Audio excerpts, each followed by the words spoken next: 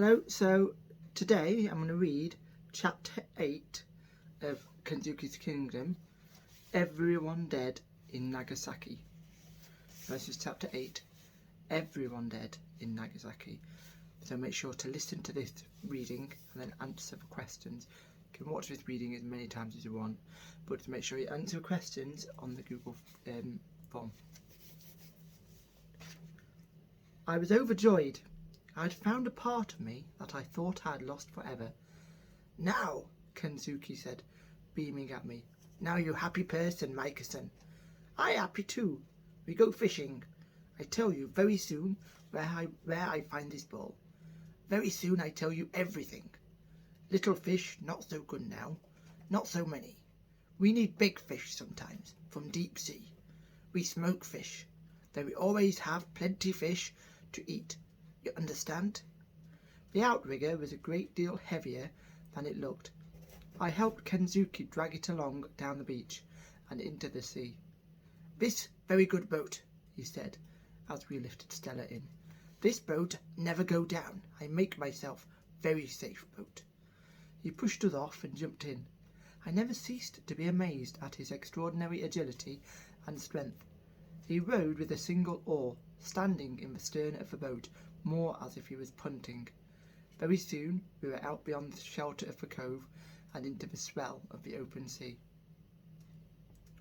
Clutching my beloved football, and with Stella at my feet, I sat watching him and waiting for him to begin his story. I knew better than to pester him by now. The fishing came first. We baited our lines and settled silently to our fishing, one over each side of the boat. I was bursting to ask him about the football, about how he had found it, but I dared not, for fear he would clam up and say nothing. It was some time before he began, but when he did, it was well worth waiting for. Now I tell you everything, Micah-san, he said, like I promise. I am old, but it is not long story. I am born in Japan, in Nagasaki, very big town, by the sea. I grow up in this town. When I young man, I study medicine in Tokyo. When I young man, I am doctor, Dr. Kensuke Ogura. I am very proud person. I look after many mothers, many babies too. I first person many babies see in world. Then I go to London. I do studies in London, Guy's Hospital. Do you know this place? I shook my head. Of course, I learned to speak little English there. Afterwards, I came back to Nagasaki. I have beautiful wife, Kimi. Then I have little son, too, Michiya. I'm a very happy person in those days. But soon, war comes. All Japanese men are soldiers now, sailors maybe. I go to Navy. I doctor on big warship. A fish tugged on his line and took his bait, but not the hook. He went on as he rebaited his hook. This war, very long time ago now. I did know something of a war with Japan. I'd seen it on films, but I knew very little about it. He shook his head. Many die in this war very terrible time. Many ships go down. Japanese army win many battles. Japanese navy win many battles. All Japanese very happy people. Like football, when you win, you happy.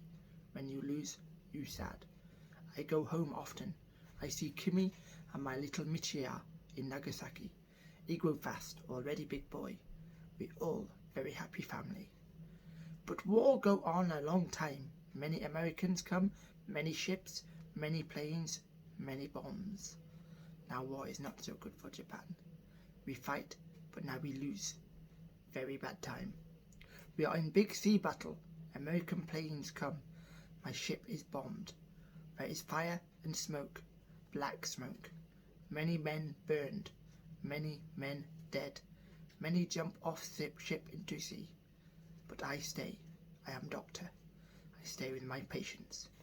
Planes come again. Many more bombs. I think I am dead person this time for sure. But I am not. I look around ship. All patients dead. All sailors dead. I am only person alive on ship. But engine is still going. Ship moving on her own. She go now where she want to go. I cannot turn wheel, I can do nothing, but I listen to radio. Americans say on radio, big bomb fall on Nagasaki. Atomic bomb. Many dead. I very sad person. I think Kimi dead. Michia dead. My mother lived there too, all my family. I think they all dead.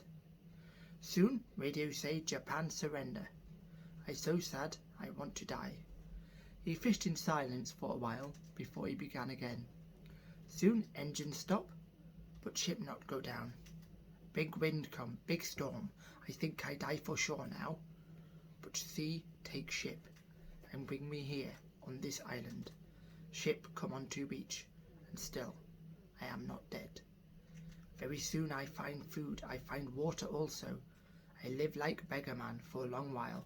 Inside I feel bad person. I think all my friends dead, all my family dead, and I alive. I do not want to live. But soon I meet orangutans, they very kind to me. This very beautiful, very peaceful place. No war here, no bad people. I say to myself, Kensuke, you very lucky person to be alive. Maybe you stay here.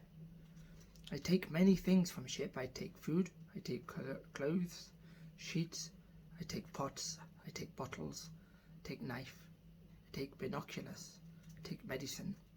I find many things, many tools also. I take everything I find. When Kensuke finished, not much left on ship. I tell you, I find cave, I hide all things in cave. Soon terrible storm come and ship go on rocks. Very soon she go down. One day American soldiers come. I hide, I not want to surrender, not honourable thing to do. I very afraid too. If I hide in forest with orangutans, Americans make fire on beach. They laugh in the night. I hear them, I listen. I see everyone dead in Nagasaki. They very happy about this. They laugh. I am very sure now I want to stay on this island. Why go home? Soon Americans may go away. My ship underwater. By now, they not find it. My ship still here. Under sand now. Part of island now. The rusting hull I had found that very first day on the island. So much was beginning to make sense to me now. A fish took my line suddenly, almost jerking the rod away from my grasp. Kensuke leaned across to help me. It took many minutes of heaving to bring the fish to the surface, but between us we managed to haul it in. We sat back exhausted as it floundered at the bottom of the boat at our feet. It was massive, bigger even than the biggest fish I'd ever seen. The pike my father had caught in the reservoir back home. Kensuke dispatched it quickly, a sharp blow to the back of the neck with the handle of his knife. Good fish, very good fish. You very clever fisherman person, Micah.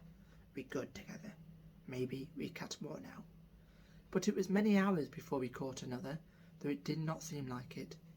Kensuke told me of his life alone on the island, how he had learned to survive, to live off the land. He learned, he said, mostly by watching what the orangutans ate and what they did not eat. He learned to climb as they did. He learned to understand their language, to heed their warning signs. The darting eyes, the nervous scratching. Slowly he built a bond of trust and became one of them. By the time we made for home that evening, with 3 huge fish in the bottom of the boat, tuna, I think they were, his story was almost finished. He talked on as he rowed. After Americans, no more men come to my island. I alone here many years. I not forget Kimi. I not forget Michicha, but I live. Then a year ago, maybe, they come. Very bad. People. Very bad people. Killer men. They have guns. They hunt. They shoot. I sing to my orangutans. They come to me when I sing. They are not frightened. They come all in my cave. We hide. Killer men not find us. But in forest they shoot. You told me name.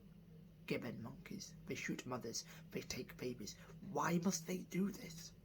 I'm very angry. I think all people kill people. I hate all people. I think I not want to see people again. Then one day, I need big fish to smoke. I go fishing in this boat. Wind blow wrong way. I go far out. Sea pull me away very strong. I try to come back to my island. It is no good. I am old. Arms are not strong. When night come, I am still far away. I very frightened. I sing. It make me brave. I hear shout. I see light. I think I dream. Then I hear another song in the sea. In dark. I come quickly as I can. I find you and Stella and Ball. You very near a dead person, Mixon. Stella very near a dead dog. So it had been Kensuke who had pulled me from the sea. Kensuke who had saved me. It had simply never occurred to me. In morning, he went on. Sea bring us again near my island. I'm very glad you're not dead, but I'm a very angry person too. I want to be alone. I not want to see people. For me, all people kill people. I not want you on my island. I carry you, I leave you on beach, I leave you food, I leave you water so you not die. But you make fire. I want people stay away. I not want people find me here on my island. Maybe they come, maybe they shoot orangutan, shoot gibbon monkey. Maybe they find me, take me away too. I very angry person. I put out fire. I not want to speak to you. I not want to see you. I draw a line in sand. Big storm come, biggest I ever see. After storm, sea full of white jellyfish. I know these jellyfish, very bad. They touch you, you very dead. I know this.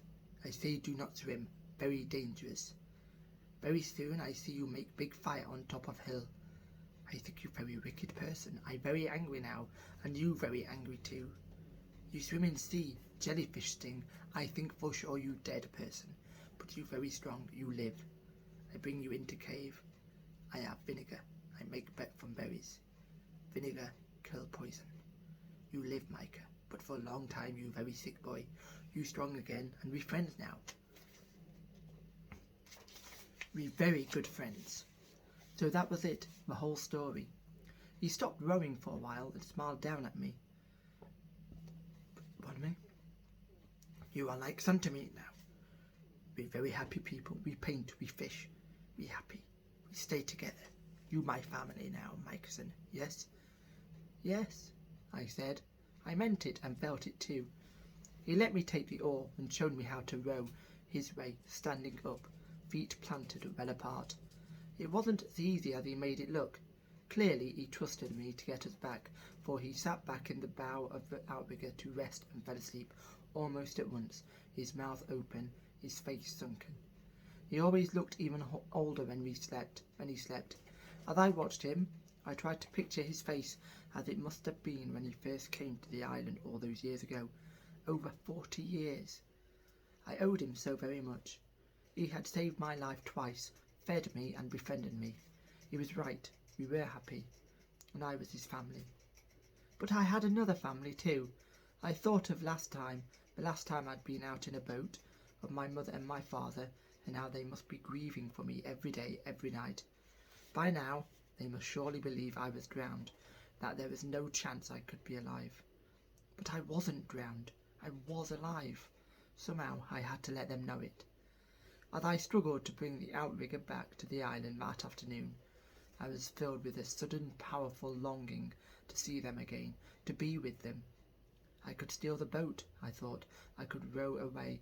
I could light a fire again. But I knew, even as I thought it, that I could not do it. How could I ever leave Kensuke now? After all he had done for me, how could I betray his trust? I tried to put the whole idea out of my mind, and I really believe I would have too. But the very next morning, I found a plastic Coke bottle washed up on the beach, and after that, the idea of escape came back and haunted me day and night, and would not leave me.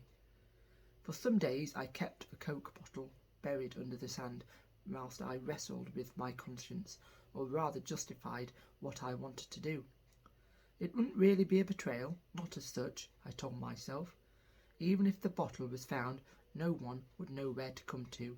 They'd just know I was alive, I made up my mind I would do it, and do it as soon as I could. Kensuke had gone off octopus fishing. I had stayed behind to finish a shell painting, or so I had told him. I found an old sheet at the bottom of one of his chests and tore open a small corner of it. Then I knelt down at the table, stretched it out, and painted my message on it in octopus ink. To the Peggy Sue, Fareham, England. Dear Mum and Dad, I am alive, I am well. I live on an island, I do not know where. Come and find me. Love, Michael. I waited until it was very dry, then I rolled it up, dug my Coke bottle out of the sand, slipped in my message, and screwed the bottle up tight. I made quite sure Kensuke was still intent on his fishing, and set off. I ran the entire length of the island, keeping always to the forest, so that there was no chance Kensuke could see where I was going, or what I was up to. The gibbons howled their accusations at me, all the way, the entire forest cackling and screeching its condemnation. I just hoped Stella would not bark back at them, would not betray where I was. Fortunately, she didn't. At last I reached the rocks under Watch Hill. I leaped from rock to rock until I was standing right at the very end of the island, the waves washing over my feet. I looked round me. Stella was the only witness. I hurled the bottle out as far out to sea as I possibly could. Then I stood and watched it as it bobbed away and out to sea. It was on its way. I didn't touch my fish suit that night. Kensuke thought I was ill. I could hardly talk to him. I couldn't look him in the eye. I lay all night in deep torment, racked by my guilt, yet at the same time still hoping against hope that my bottle would be picked up. Kensuke and I were at our painting the next afternoon when Stella came padding into the cave. She had the Coke bottle in her mouth. She dropped it and looked up at me, panting and pleased with herself.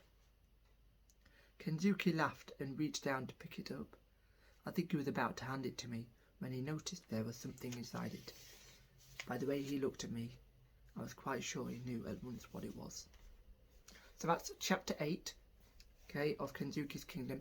Answer the questions on the Google form, and I will look forward to seeing answers. If you've got any comments to make, feel free to make comments on what I've read, okay, what you think might happen next, okay, what is actually happening, okay, just please comment.